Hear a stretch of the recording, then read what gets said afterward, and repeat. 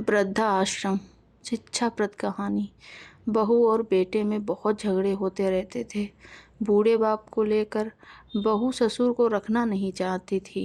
रोज झगड़े में बोलती, इनको वृद्धा आश्रम छोड़ आओ, नहीं तो मैं घर छोड़कर चली जाऊंगी। मुझसे नहीं होती इनकी सेवा। इस घर में मैं या तुम्हारे पिताजी रहेंगे। बेटा भी पत्नी को खोना नहीं चाहता था। वह अपने बाप को वृद्धा आश्रम में ले जाकर छोड़ आया। यह वही इकलौता बेटा था जिसकी माँ के मर जाने के बाद बाप ने अकेले पाला था, जिसके लिए जीवन भर संघर्ष किया। इस बेटे के लिए वो सब कुछ किया जो एक बाप को करना चाहिए, और आज भी अपने बेटे को किसी भी तरह की परेशानी ना हो, इसलिए आश्रम में रहने के लिए तैयार हो गया। वृद्धा आश्रम में रह रहे बाप को हमेशा अपने बेटे की याद आती, मगर बेटा केवल साल में एक बार उनको मिलने जाता या फिर फ़ोन पर बात कर लेता।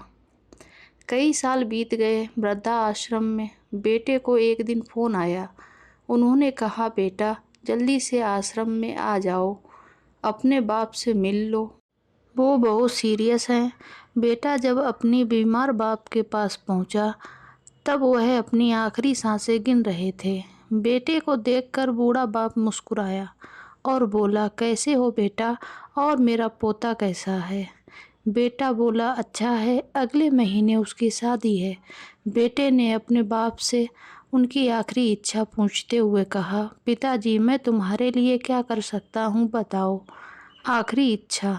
पिताजी इतना कहकर मुस्कुराए और बोले, मैंने अपनी ज़िंदगी में जो भी किया सब तुम्हारे लिए किया, अपने लिए कुछ भी नहीं रखा, इसलिए मैं आज यहाँ हूँ। शायद बाप हूँ इसलिए तुम्हारी चिंता है। बेटा मैं कुछ समझा नहीं, आप क्या कहना चाहते हैं? गहरी गहरी सांस लेते हुए बाप बोला, इस आश्रम में गर्मी, मच्छर और कई बार भूखे पेट ही सोना पड़ता है। बेटे ने अपने बाप की सारी बात सुनी और अपने बाप से पूछा, आपने इतने साल यहाँ पर निकाल दिए, पर आपने कभी भी यह बातें मुझसे नहीं कहीं, और जब आपके पास टाइम नहीं बचा है तब आप यह सब कह रहे हो, ऐसा क्यों? बाप ने बेटे को जवाब देते हुए कहा, बेटा मैंने गर्मी, भूख और पीड़ा सहन कर ली, लेकिन मुझे पता है जब तेरे बच्चे तुझे यहाँ पर छोड़कर जाएंगे तब तू यह सहन नहीं कर पाएगा। इसीलिए तेरी सुविधा के लिए मैं तुझे यह सब बोल रहा हूँ कि अपने लिए कुछ बचा कर रखा है या नहीं। अगर नहीं रखा है तो बचाना शुरू कर। मैं नहीं चाहता जो मेरे साथ हुआ वह तेरे साथ भी हो। दोस्तों, बाप की ये आखिरी लाइनें किसी भी बेटा या बेटी की आंखें खोलने के लिए काफ़ी है। इतिहास हमेशा अपने आप को दोहराता है। अगर आप चाहते हैं कि आपके साथ अच्छा हो तो आपको भी दूसरों के साथ वैसा ही करना पड़ेगा।